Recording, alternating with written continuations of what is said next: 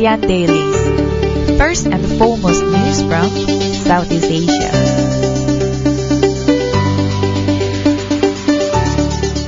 Good morning, this is Arlene. Good morning, this is Grace. And you're listening to us live on our ASEAN Daily, where we bring you news from Southeast Asia. So Grace, do you want to be a billionaire? Of course. This is one of my wannabe dreams, Arlene. So the reason why I'm asking you, do you want to be a billionaire? Because apparently Malaysia have our own first tech billionaire. Like we have to be very proud of him. Our own Bill Gates or Steve Jobs, Bill Gates, whatever you call it. Yeah.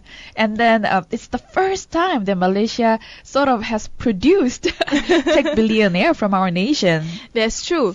And little known electrical engineer Goh Peng Oi. Nobody heard of him before this. No. He owns this company called Silver Lake Axis, based outside of Kuala Lumpur, and apparently, according to Forbes magazine in March issue, has become Malaysia's first tech billionaire. Yep. And then apparently he's not that young. He's around 60s. Of course. But then he's the only one who went to college in his family. That's and then he was sort of a geek in college as well. But then he was very focused, and he was able to achieve his dreams. And in fact, he was more comfortable talking maths or philosophy. And guess where he's from? I'm sure Gauri will be proud of this. Oh no, Penang. He's from Penang. What's the deal with Penang? They produce a lot of interesting people, actually. I think there are a lot of interesting people from Penang, and then some of them are very interestingly achieving their dreams all at the same time. That's true. And just to talk a bit about his company, Silver Lake Axis, it's boosted a customer in 20 countries across Asia, right, in the Middle East and Africa. And its core market apparently is in Southeast Asia. So if we are talking about ASEAN economic community, he fits rightly into that particular business model. And in fact, the company is not that huge or big. Company only suggests a 15% rise in profits this year, 2015, as new business may be harder to come by. Most banks in the region are already the customers or firmly in the competitors' camp. But it looks like the company is very focused on what they needed to sell and also market themselves. And I mean, what I really admire about Go is he likes to throw around ideas such as symmetry and group theory. He doesn't really focus on the conventional way of doing business. In fact, by 1992, 30% of Malaysian banks were customers. Right. The most used Silver Lake exists for smaller pieces of businesses, such as their loan programs or technology for automated teller machines. But in 1994 is where he had this big break, when Singapore United Overseas Bank, Wen Chu Yao, decided to hire him for a total revamp. He said that if he can get it right, the company would be on its way. And it's true, because by 1998, the UOB Group was using Silver Lake for all its global operations. So you see, like, you don't have to be this big tycoon, or you don't have to have certain kind of, I would say, MNC presence. You just have to address the problem that big company wants, especially big companies. And I think Silver Lake Axis managed to solve problems that other companies are unable to solve, especially problems that is beyond just the local context in Malaysia. And like you said, he loves to throw around ideas. And in fact, he has other ideas. He's been working on technology for mobile phones, and he explains in a very unintelligent manner. That means he's very casual and sort of very friendly person. Just like us, right? So I wouldn't say unintelligent, but I would say that we don't use too much jargons. We hate jargons, in fact. So perhaps Durian Arsen needs to invite him one day. So anyway, moving on from Malaysia's billionaire, we move to China. In China, as we all know, there's this thing called one-child policy. Right. I'm sure I don't want to be living. I don't want to have a family in China because I want to have more than one kid. Yeah, so At definitely you're not going to China. But apparently, China is reconsidering its one-child policy. That means family could be having more babies. And also the population will rise dramatically at the same time. I don't know how China will handle the population. The population is already really, really huge. And because of that, they came up with this policy, one-child policy. And if a family were to give more children, wouldn't that affect the country in a negative way? I doubt so. I doubt that it will not affect the country in a negative way. But one thing for sure about the one-child policy is it's definitely not something that the government should just take it lightly, because at the same time, the government should see this beyond just about fulfilling a certain kind of workforce. It's about creating a demographic. It's about addressing the demographic problem, including a rapidly aging population and a shrinking labor force. So, in a sense, now you're seeing a lesser number of people within certain age group. But if the government is going to relax its one-child policy, you will see more babies down the line of the a demographic pyramid. One of the consequences after the one-child policy was introduced is there was a gender imbalance due to the traditional preferences for sons. So about 116 boys were born for every 100 girls in China in 2014, which was just last year. And while the sex ratio in the total population was 105 men to 100 women. So that means if you want to find a man, a young single man, you can go to China. Is that what you mean? I'm not so surprised that you are telling that. No, I think another bigger problem that maybe is underreported, but actually is quite a reality in China is undocumented child. Right. Because undocumented children. Sorry about that. The problem is some people may bear more than one child, but they cannot afford to pay the taxes that comes with having with more than one child. So they ended up having no identity, no documentation, and this is a huge problem that is not being totally addressed in China. Perhaps that's a very good point that you mentioned.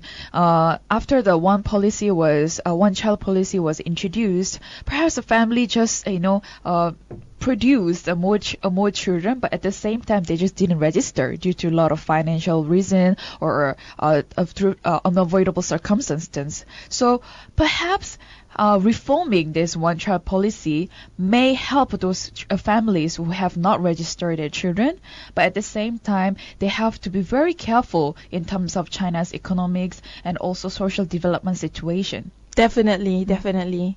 So another news that is definitely a breaking news in Myanmar right now is the sunken ship. Is a sunken ferry where strong currents is hampering the sunken Myanmar ferry, where right now search and rescue is happening to find all the victims of those who boarded the ferry.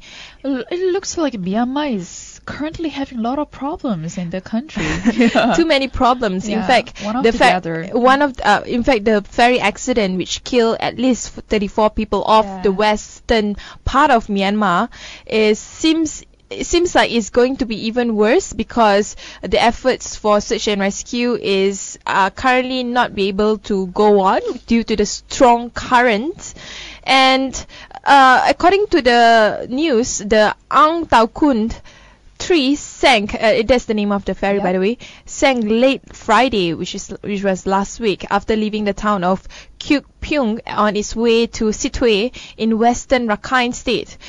I feel that the problem is not just about the ferry, but I think in reality there's just a lot of issues in Myanmar that hasn't been That's correct. settled. Yes, and especially this one regarding these maritime issues.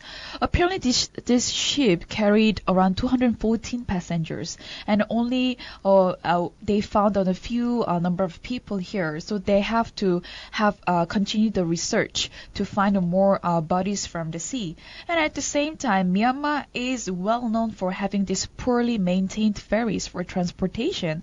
At the same time, they need to really strengthen this coastline and also the river system and around their region to be able to prevent all these accidents in the future. Not just the kind of ferry where they use, where Right. the ferry is poorly maintained, is probably very, very old, maybe even more than a decade old or more. But the reality is, many of those who actually boarded the ferry could be unregistered ticket holders, meaning that they are so poor that they have to actually secretly board the ferry, and because of that, there are probably more passengers that are actually in the sunken ferry than what the numbers of 214 being registered in. And then just going back to the story that Myanmar had regarding this incident. In fact, sinking is not something uncommon in that country. 2010, 10 people were killed and the ferry capsized in the Delta region. And then another part was 38 perished in the 2008. But so this is not something new. It's not something new, but nothing has been done really. Yeah, I mean, exactly. considering Myanmar is changing rapidly in terms of infrastructure, in terms of investment, and in terms of how the government foresees itself politically and economically. But at the same time, a lot of its key infrastructure, especially in transportation, has not been really addressed. I remember when I arrived there, I was really impressed how the airport has changed a lot. Right. But when you really go down to the grassroots, you live like the locals, you will realize that many of the transportation is still very much old and outdated. They still use old buses that always break out, along the way, and you see, for example, the ferry, very, very old ferries that they still use to transport people and goods, and reality is, most of the focus of infrastructure is mostly centered towards expats or people or businesses.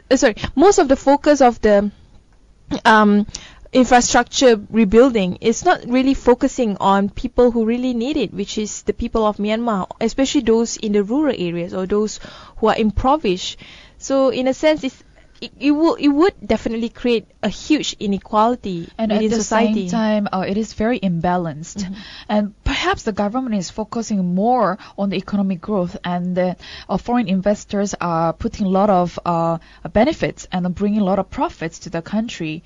And perhaps that's why the priority is set on those areas rather than taking care of the rural people in the country. However, this is where ASEAN needs to come in to address this issue, to help out Myanmar, the nation itself, because it is in the process of reforming the government and also the people's mindset. So we will take one short break. When we return, we will have news about Jokowi's fulfillment on its request of death row murders in Pekanbaru, as well as stories about Australia and Vietnam relationships.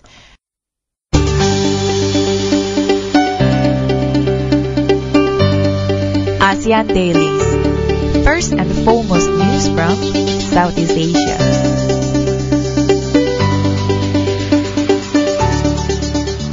Hey, this is Arlene. Hi, this is Grace. And you're back with us again on our ASEAN Daily. Before we start our news analysis, just a bit of breakout news today regarding on the two Indonesian aircraft colliding mid-air ahead of Lima exhibition. And in fact, Lima stands for the Langkawi International Maritime and Aerospace Exhibition that was already held in Langkawi just a few days ago. And it has a very big ambition when it comes to the companies at the heart of ASEAN's dynamic growth. And that's when they were focusing on, and it's one of the world's most influential shows, and with all this aeroplanes practicing apparently during that time, the two Indonesian planes crashed unexpectedly, of course, and the plane is called KT dash 1B aircraft, is part of the Indonesia's Jupiter acrobatic team. And then that sort of surprised a lot of local people there, because they actually never seen such incidents before. It was quite horrible, actually. Yes, but then the sight was pretty unexpected, and then all this transportation, the route in the air was not planned properly, according to the news. But something really needs to be clear here, because it's not Malaysian Airlines, it's the Indonesian flights. There were two pilots were crashed each other. So apparently the crash site is really horrible. In fact, according to one witness, he saw one pilot ejecting from his aircraft and activating his parachute. Yep. So this is something that, thank goodness it happened last minute before the plane got crashed. One of the pilots managed to bail out with a parachute, but another one apparently not so.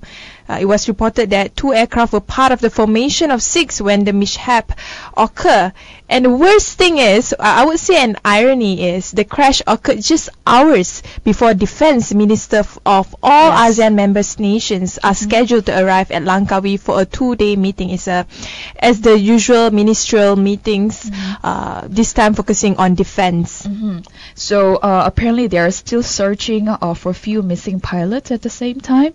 So we hope that all this the incidents will be cleared as soon as possible, because this is something pretty a shame regarding having this meeting with all these defense ministers. And another news that is really has been ongoing for quite some time, of course, is the Bali Nai case. But further than that is about Jokowi's view on the death row murderers in Pekanbaru. So, Jokowi has fulfilled clemency requests of death row murderers in Pekanbaru. According to the news, he has granted clemency requests filed by Dwi Trisna Firmansyah, 28 years old, an inmate convicted of premeditated murder and changed his sentence from death to life imprisonment.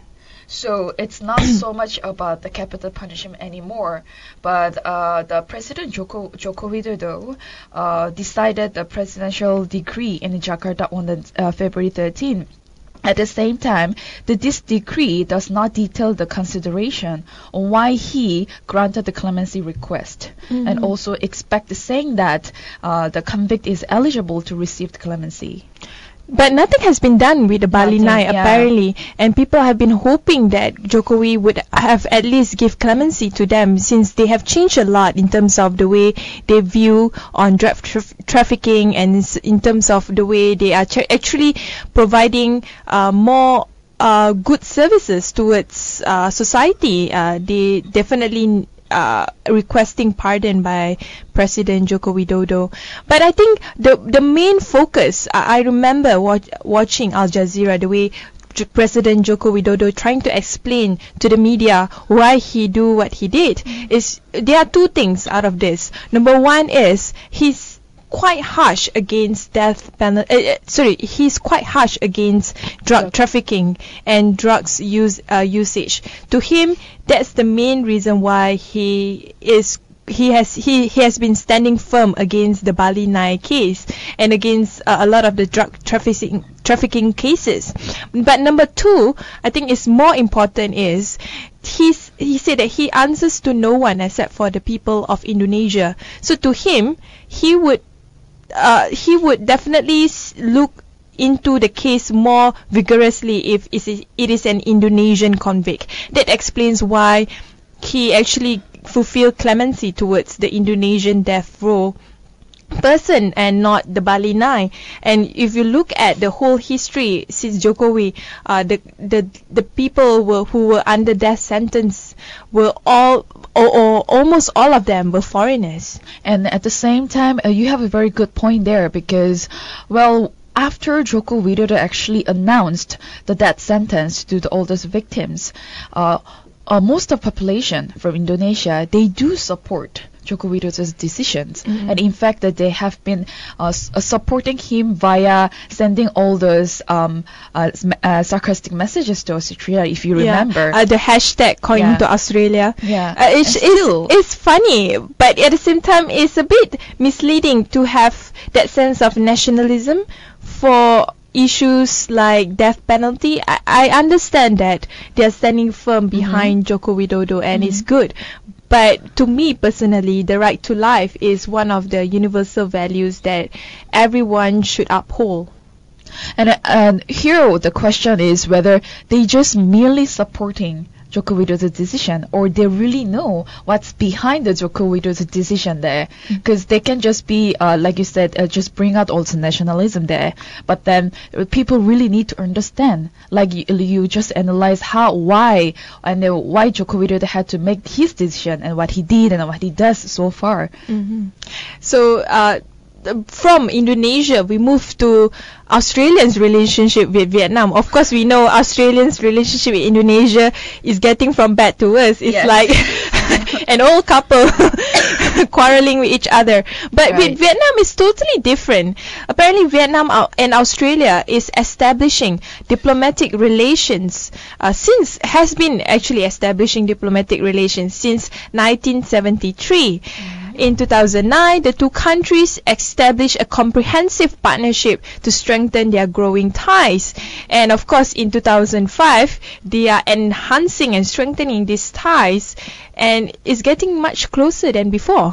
So it looks like both Australia and also Vietnam, they're connected economically better and better. And also Vietnam is Australia's fastest growing trading partner among all these ASEAN countries. So Vietnam will get a lot of benefits from Australia in terms of economic growth. And at the same time, perhaps they can negotiate further in terms of how to invest in certain areas in Vietnam, as well as sending out all those local people from Vietnam to Australia. As well as we all know, Vietnam has a population of 90 million. It's an emerging market and a production base for Australia in the region.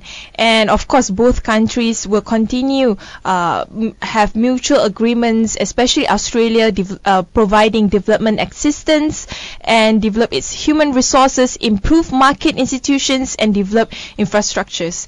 But this is actually a very, very long goal for Australia, because at the same time the reality in Vietnam is still very much I would say having an impoverished society, and also in terms of structure and development. So in a way, I can see that Australia is looking at Vietnam as its long-term partners especially among Southeast Asia. And also at the same time, PM of Vietnam, Dong, actually visited Australia. Oops. Can we just skip it? Just kidding. He visited Australia between March 17th to 20th, and these visits were made at the invitation of Australian Prime Minister Tony Abbott, and to increase the diplomatic ties between Vietnam and Australia. So it looks like the relationship is getting better, but then there are certain points we can't ignore that how the nation itself will benefit from Australia. I'm just going to mention a few development projects that Australia is embarking in Vietnam. For example, the Mai Thuan Bridge in Tiên Gian province, and also is assisting the construction of the Chao Lang Bridge in Dong Thap province. So in a way, Australia is looking at this as a long-term investment in Vietnam. It's not just providing money for the market access and also businesses, but also providing money to build a more solid infrastructure, especially in terms of transportation and roads and all that. So we will take another one short break. When we return, we will talk more about ASEAN leaders towards the running up towards AEC, as well as, of course, the ongoing news about President Benigno Aquino. And of course, lastly, we will talk about ASEAN focus in terms of global startups, especially among youth.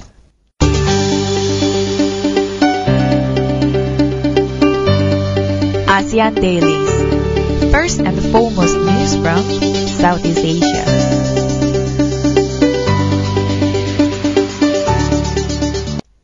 Hi, this is Arlene. And hello, this is Grace. And you're listening to us as usual on our ASEAN Breakfast call, News ASEAN Daily. Right.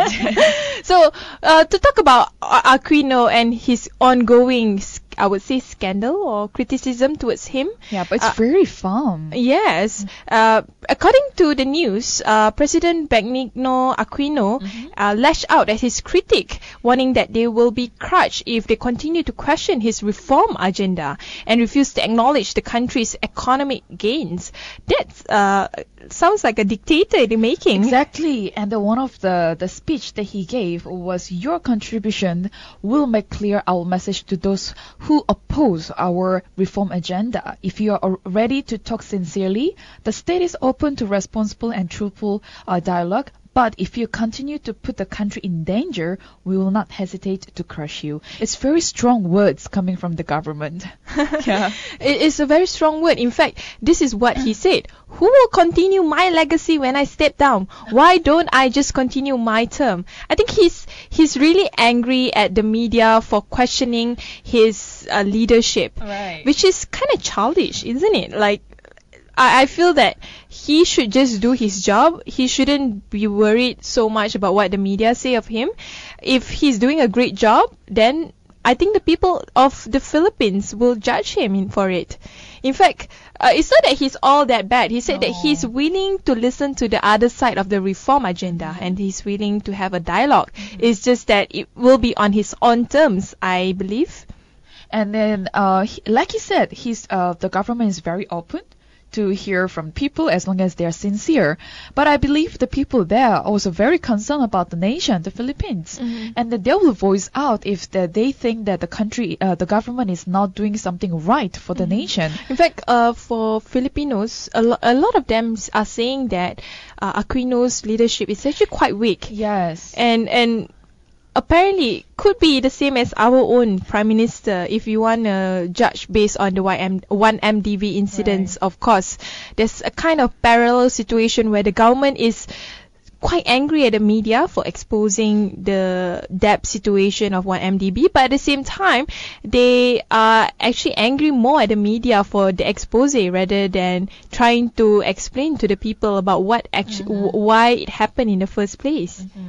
So those are the challenges for a nation, not only Malaysia, but back to the topic where the a lot of Filipino are having these issues regarding this government reform. And even though the President Benigno Aquino III, he had a very strong words for during his speech, he really needs to listen, not only just saying it out, he really needs to listen what people need to say about the government, because after all, it's the communication and it's for the better growth in the country. I think listening is one of the key challenges of a lot of leaders in Southeast Asia. Yeah. And when I say leaders in Southeast Asia, I'm also mentioning about the ASEAN economic community, because ASEAN leaders must not let up resolve in run-up to AEC. So ASEAN leaders might ensure that the ambitious plan is not elitist. Instead, it should benefit the region community as a whole, Right. many of whom are still grappling with poverty, as we mentioned earlier in the case of the sunken ferry. It's not so much on the issue of the ferry accident, it's the fact that many people who boarded the ferry were poor and the ferry infrastructure is under-maintained. The focus is not there in terms of infrastructure reforms and infrastructure development. And also, we talk about the AEC here, and ASEAN is moving towards to achieve this AEC implementation and also the plans there. And in fact, it has progressively removed the trade obstacles such as non-tariff barriers, which are pretty much a clear impediment towards the realization. But what is the question is how this AEC can benefit all these ASEAN countries? I think only the time can tell, because at the same time, there's only so much ASEAN leaders can promise. What people want to see is the reform in terms of the processes and structure of AEC. So businesses, community and society as a whole can see the kind of changes that, or the kind of reform agenda for ASEAN community that the government has been promising. And also talking about the leaders, right? The ASEAN leaders, there should be a balance between the level of commitment coming from the leaders, but at the same time we need to really focus on the bringing the awareness about AEC. Among the public, especially. That's why we are here. Talking about AEC, of course, one of the focus will be just a mention here, the Global Startup Youth. Right. It's a non-profit startupmalaysia.org, which has officially announced the ASEAN edition of its Global Startup Youth event, aiming at 300 young leaders and aspiring entrepreneurs all over Southeast Asia. It's really encouraging to see that a lot of companies and a lot of initiatives has been done to create this awareness on ASEAN. Right, and especially among youth, and that they will focus on the problems in ASEAN, including the issues to do with living in this region, and also education and environment. So this is very important and key issues that's been going on around, not only in Malaysia, but of course we are touching on all those ASEAN regions as well. So I hope that we could have our own Silicon Valley in Southeast Asia, maybe pockets of Silicon Valley in different countries in Southeast Asia. So that's all for our news today. Thanks for listening to us. So where can they get in touch with us, by the way? Well, they can get in touch with us by coming to our website first, durianasean.com. But they will also have our social channels, right? Facebook, Instagram, YouTube, and Twitter. And it's the best if you can leave us feedbacks. And of course, don't forget to listen to us via your mobile, via TuneIn app, downloading it, and also search for Durian ASEAN, one word. And enjoy your day.